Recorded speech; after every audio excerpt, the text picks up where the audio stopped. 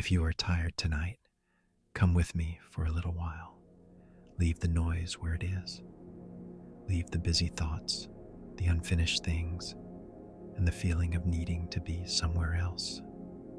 For now, there is only a quiet path, a gentle night, and a slow walk up into the hills. I began the climb in the last light of evening. The sun had already gone behind the mountains, but the sky was still holding on to a little color. There was pale gold near the horizon, then soft blue above it, and farther up, the deep, calm blue that would soon become night. The air was cool, but not cold. It carried the smell of dry grass, stone, and distant pine.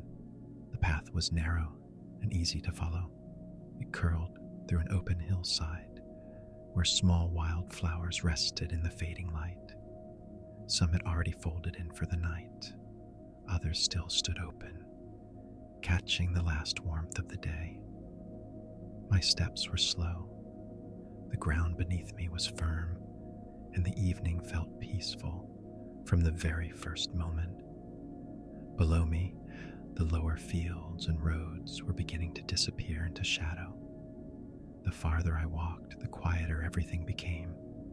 At first, I could still hear small signs of the world behind me. A distant car, a dog barking somewhere in the valley, the soft echo of something closing, maybe a gate or a door. But step by step, those sounds faded.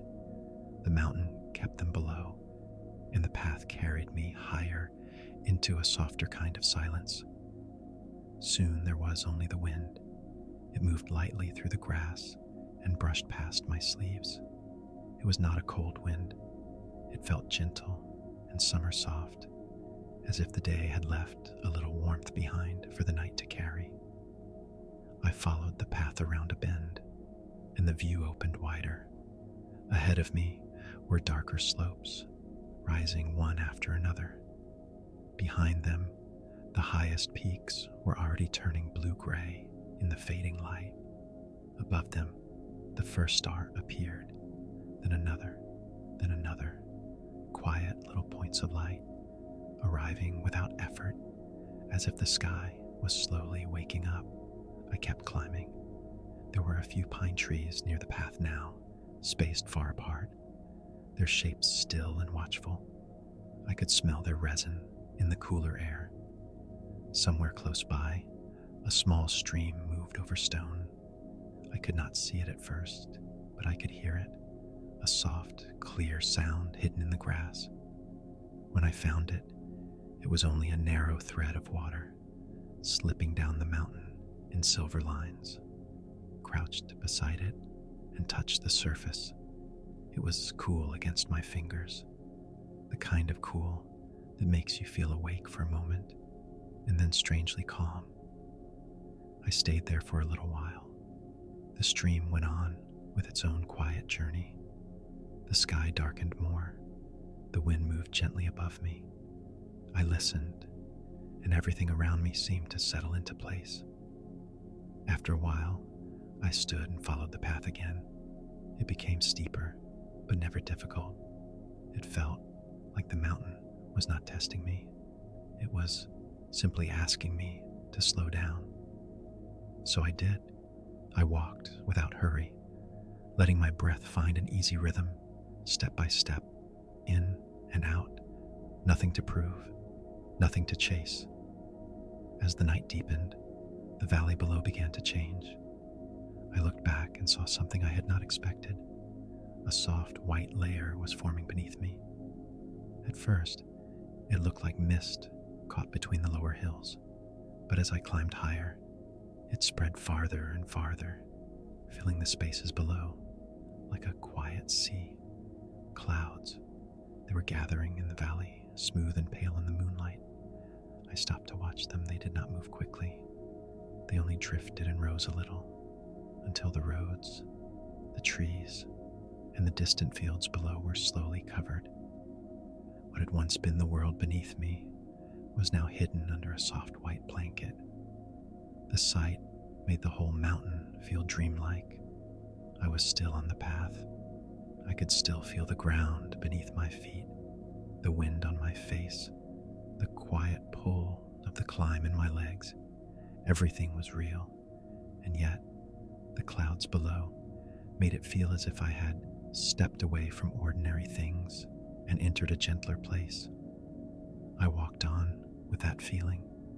The moon had risen by then. It was bright enough to paint the path in pale silver and touch the stones with light. The grass around me glowed softly at the edges. The mountains ahead stood dark and calm, their shapes clear against the sky full of stars. At last, the path lifted me over one final rise, and there it was, the meadow above the clouds. It opened before me like a quiet secret, a wide, soft meadow high on the mountain, touched by moonlight and surrounded by still peaks. Below it, the clouds stretched in every direction, smooth and shining faintly under the night sky. They looked like an endless white ocean, silent and calm, with only the mountaintops rising through them like distant islands. I stepped into the meadow very slowly. The grass there was short and soft.